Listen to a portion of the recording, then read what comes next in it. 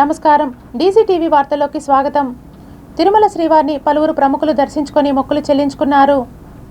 ఆదివారం ఉదయం నైవేద్య విరామ సమయంలో స్వామివారిని Andhra Pradesh social welfare minister Dola Shri Veeranjaneya Swamy, Harnaaz Sandhu, Miss India 2021 heroine Malavika Mohan స్వామివారిని వేరువేరుగా దర్శించుకొని మొక్కులు చెల్లించుకున్నారు.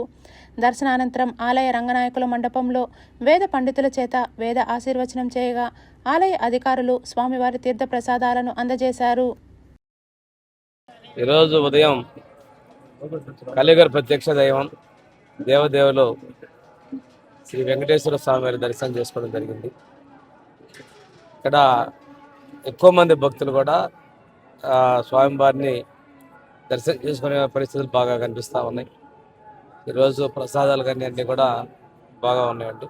స్వామివారు రాష్ట్రంలో ముఖ్యమంత్రి శ్రీ చంద్రబాబు నాయుడు గారు చేసేటువంటి పనులకి ప్రజలకి సంతృప్తినిచ్చే విధంగా, ప్రజలకి సంక్షేమాన్ని, అభివృద్ధిని మా ప్రభుత్వం అందించే విధంగా స్వామివారి ఆశీర్వాదాలు కోరుతున్నాం. ద్విచక్ర వాహనం నుండి వెలువడే కార్బన్ మోనాక్సైడ్ పీల్చి ఊపిరాడక ఒకే కుటుంబంలోని 4 వ్యక్తులు మరణించారు. ఈ విషాదకర ఘటన ఉమ్మడి చిత్తూరు జిల్లా పుంగనూరు పట్టణంలోని త్యాగరాజ వీధిలో ఆదివారం చోటు చేసుకుంది. మృతుల్లో 3 చిన్నారులతో పాటు మరో వ్యక్తి ఉన్నాడు. తాజాగా ఒక వ్యక్తి తన ద్విచక్ర వాహనాన్ని బోర్ చేయించాడు. అనంతరం ఆ వాహనాన్ని తన ఇంటికి తీసుకొచ్చాడు. ఈ వాహనాన్ని రాత్రంతా స్టార్టింగ్లోనే ఉంచాలని మెకానిక్ సూచించాడు. దాంతో ఆ వ్యక్తి బండిని స్టార్ట్ చేసి ఉంచి ఇంటి గడియ వేశాడు. ఈ సమయంలో ద్విచక్ర వాహనం నుంచి వెలువడిన కార్బన్ మోనాక్సైడ్ పీల్చి ఇంట్లోనే 4 మృతి చెందారు. ఈ విషయాన్ని ఆదివారం ఉదయం స్థానికులు గుర్తించి పోలీసులకు సమాచారం అందించారు. పోలీసులు ఈ ఘటనపై కేసు నమోదు చేసి దర్యాప్తు చేపట్టారు. మృతదేహాలను స్వాధీనం చేసుకుని పోస్టుమార్టం నిమిత్తం జిల్లా ప్రభుత్వ ఆసుపత్రికి తరలించారు. ఈ సందర్భంగా వాహన మెకానిక్ను పోలీసులు అదుపులోకి తీసుకుని ప్రశ్నిస్తున్నారు. ఈ ఘటనలో మరణించిన వారి వివరాలను పోలీసులు వెల్లడించారు. తాత రామచంద్రయ్య 70 సంవత్సరాలు, మనవరాలు చందన 8 సంవత్సరాలు, చరిత 8 సంవత్సరాలు, మనవడు కార్తీక్ 15 సంవత్సరాలు మృతి చెందారని వివరించారు.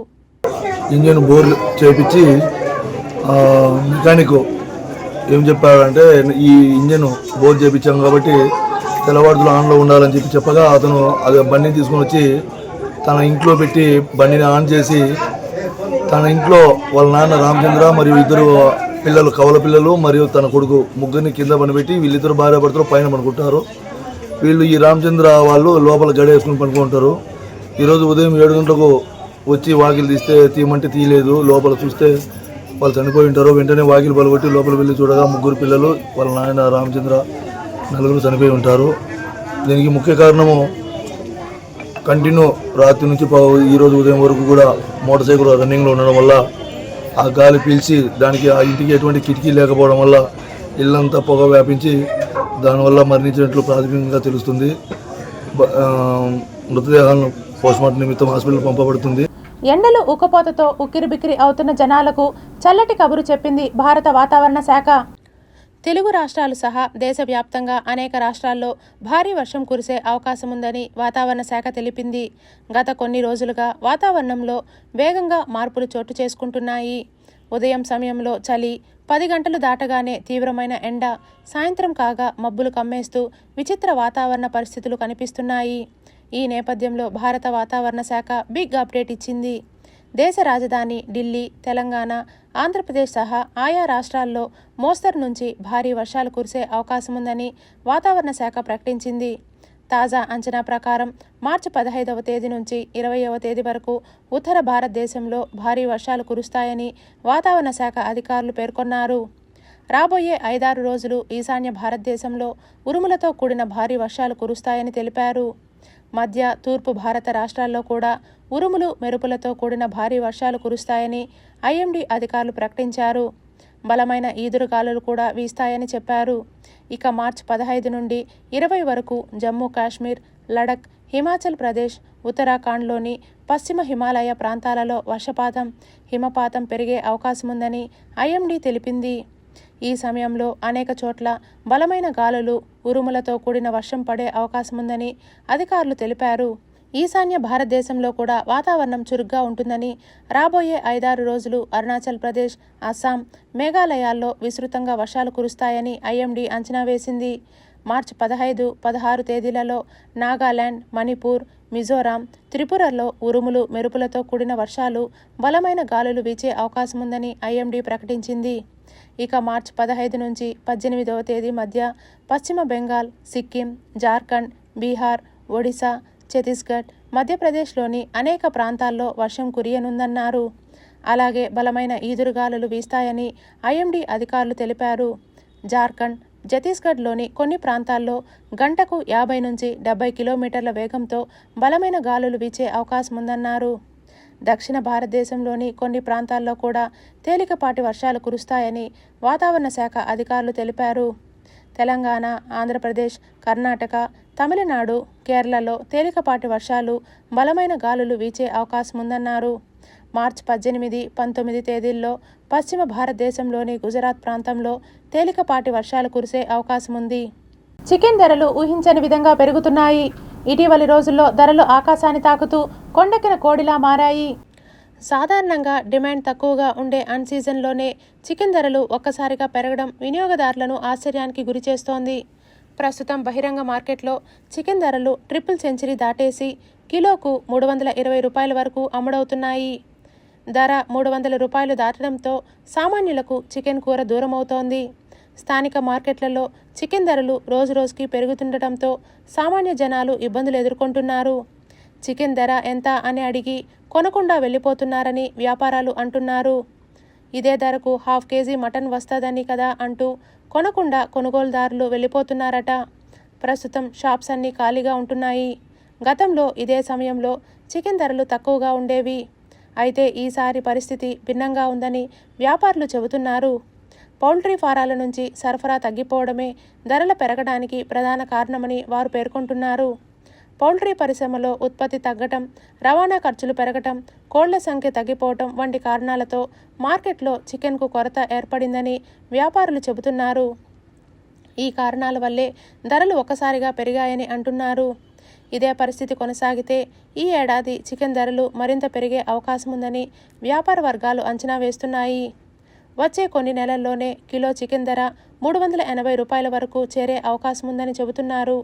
భవిష్యత్తులో చికెన్ ధరలు మరింత భారంగా మారే అవకాశముందని సామాన్యులు ఆందోళన వ్యక్తం చేస్తున్నారు.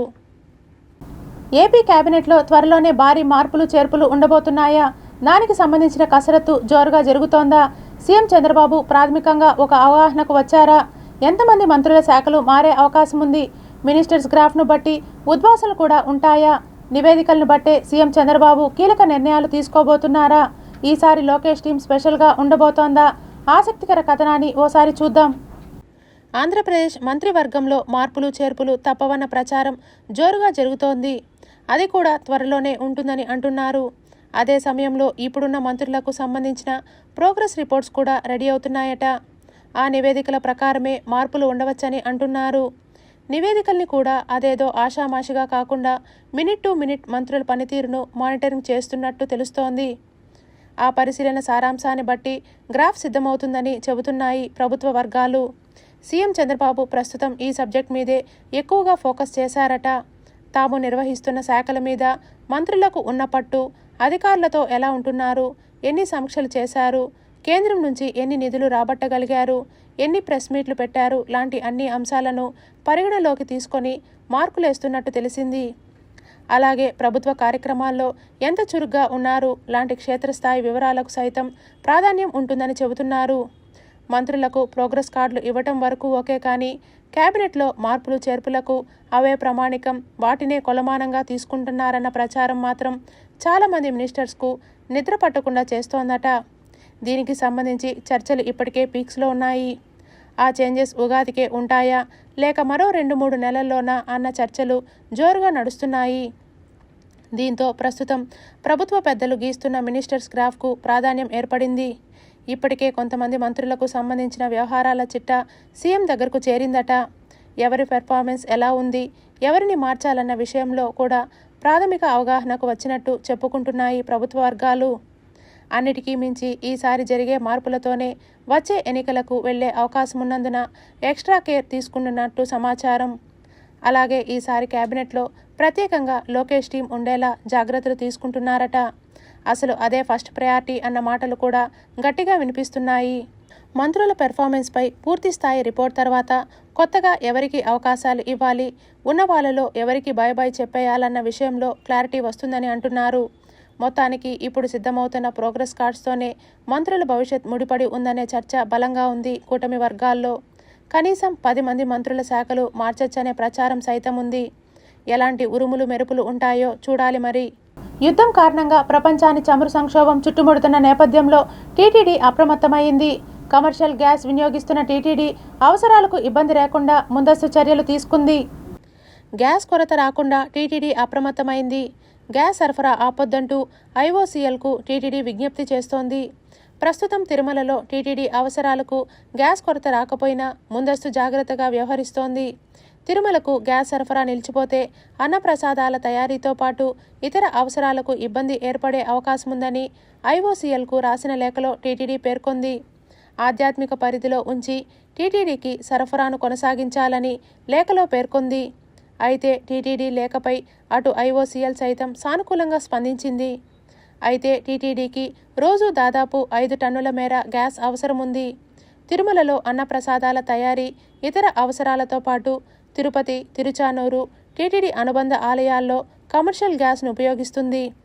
ఈ నేపథ్యంలో టీటీడీ గ్యాస్ కొరతను అధిగమించే ప్రయత్నాన్ని ముందుగానే చేస్తుంది.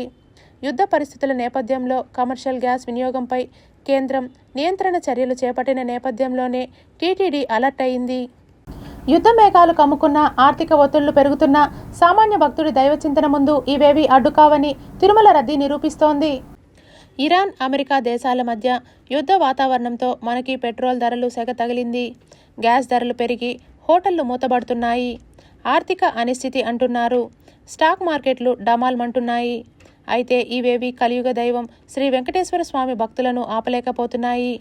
యుద్ధంతో రవాణా ఇబ్బందులు రావచ్చు, పెట్రోల్ ఆదా చేయండి అని పాలకులు మొత్తుకుంటున్నా భక్తులు మాత్రం తగ్గేదేలే అన్నట్లుగా తిరుమలకు క్యూ కడుతున్నారు. శనివారం అలిపిరిలో వాహనాల తాకిడే ఇందుకు ప్రత్యక్ష నిదర్శనం. యుద్ధ ప్రభావంతో పెట్రోల్ సంక్షోభం తలెత్తే అవకాశముందని, వీలైనంత వరకు పబ్లిక్ ట్రాన్స్పోర్ట్ వాడాలని సాక్షాత్తు ముఖ్యమంత్రి విజ్ఞప్తి చేసినా భక్తులు మాత్రం తమ సొంత వాహనాల్లోనే అలిపిరి తనిఖీ కేంద్రం వద్ద బారులు తీరారు. వారాంతపు సెలవులు తోడవటంతో తిరుమల కొండ కిటకిటలాడుతోంది. వాహనాల రద్దీని నియంత్రించడం అధికారులకు సవాలుగా మారింది. వచ్చే వారం శ్రీవారి ఆలయంలో కీలక ఘట్టాలు జరగనున్నాయి.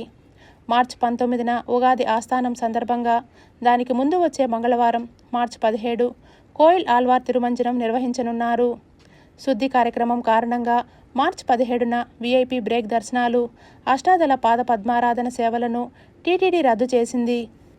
మార్చి 16న ప్రోటోకాల్ ప్రముఖులకు మినహా ఇతరుల నుంచి సిఫార్సు లేఖలు స్వీకరించడం లేదు. ప్రస్తుతం తిరుమలలో భక్తుల రద్దీ పీక్ స్టేజ్కు చేరుకుంది. కేవలం నిన్న ఒక్కరోజే 68,754 మంది భక్తులు స్వామివారిని దర్శించుకోవటం విశేషం. హుండీ ద్వారా ఒక్కరోజే 3.68 కోట్ల రూపాయలు ఆదాయం సమకూరింది. టోకన్ లేని భక్తులకు సర్వదర్శనానికి ఏకంగా 18 నుంచి 24 గంటల సమయం పడుతోంది.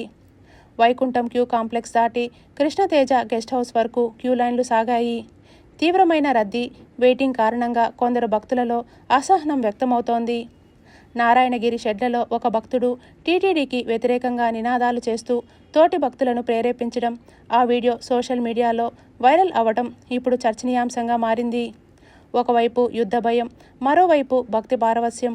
సామాన్యుడికి కష్టకాలంలో దేవుడే కొండంత అండ అనే నమ్మకం ఈ రద్దీ ద్వారా స్పష్టమవుతోంది. అయితే పెట్రోల్ ఆదా వంటి ప్రభుత్వ సూచనలను పాటించడం కూడా పౌరుల బాధ్యత అని విశ్లేషకులు భావిస్తున్నారు. తిరుమల శ్రీవారి ఆలయంలో పురాతన మండపాల సంరక్షణకు పూణేకు చెందిన ఓ ట్రస్ట్ ముందుకు వచ్చింది.